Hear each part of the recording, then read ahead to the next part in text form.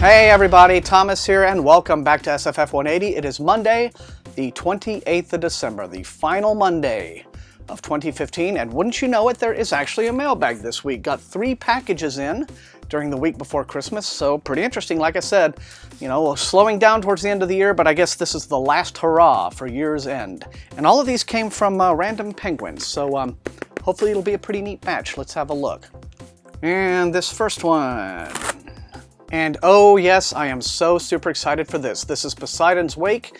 It is the 3rd book in the Poseidon's Children trilogy, following Blue Remembered Earth, which I absolutely loved, and On the Steel Breeze, which I'm late getting to, so I'm going to be knocking both of these out back to back, because I loved, like I said, Blue Remembered Earth. So this is far-flung, far-future space exploration stuff, and I'm very, very excited about it. And I can't really give you any plot synopses because, again, spoilers.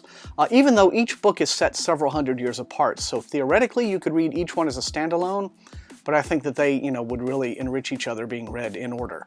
But this comes out February 2nd here in the States from Ace Books. It's already been out for several months in the UK, but the US release February 2nd from Ace. Yay! And this next one is an urban fantasy, which is not usually my thing, but this is a new book by Amber Benson. It's called The Last Dreamkeeper. It is the 2nd Echo Park Coven novel. So the first one of these was called The Witches of Echo Park. Lise McAllister did not step into an easy role when she took over as master of the Echo Park Coven of Witches after her great aunt Eleanor's death. I hope I didn't just do a massive spoiler for book 1. Oh well.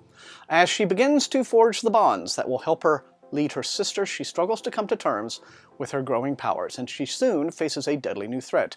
A group of fanatics intent on bringing about the end of times has invaded the Witches' Council, but the Council is turning a blind eye to the danger growing in its midst. You know, I've always wondered about groups of villains who want to bring about, like, the end of times, like the absolute destruction of everything. You know, like, what do they get out of that? Like, what's left, right? When you've destroyed everything, what's left for you to enjoy as bad guys, right?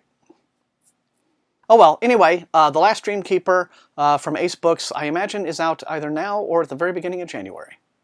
And this final package feels like a hardcover. Now, this one looks kind of interesting. This comes to me from Crown Books.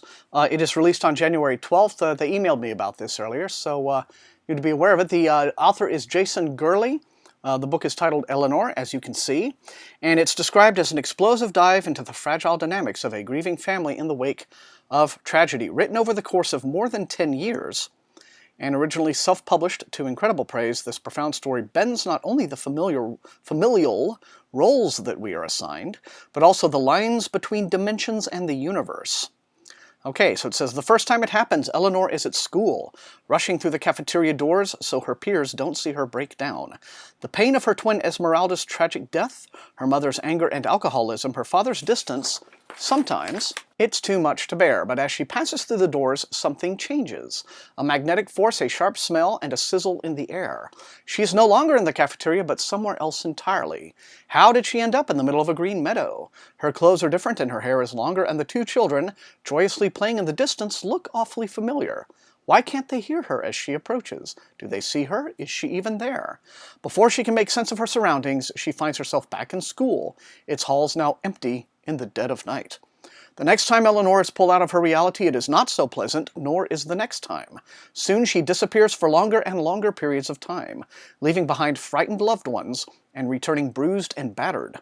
It isn't until one fateful day when she is torn from her world altogether that she learns where it is she's being pulled to and why. Now, unless Eleanor can master her extraordinary new abilities, Esmeralda's death will not be the only tragedy to stain her family history. It says, Eleanor is at once a delicately woven meditation on the depth of damage wrought by grief, a beautiful coming-of-age tale, and a heartening exploration of the healing power of family and friendship. And it comes out January the 12th from Crown Books, so let me know. And that is it. That is your post-Christmas mailbag. You know the drill. Light up the comments. Let me know which of these books looks most interesting and exciting to you, which you would like to see me prioritize for review. And otherwise, if you enjoyed watching, hit that like button, share the video far and wide with everyone you know who is an SFF fanatic, and above all, please sub.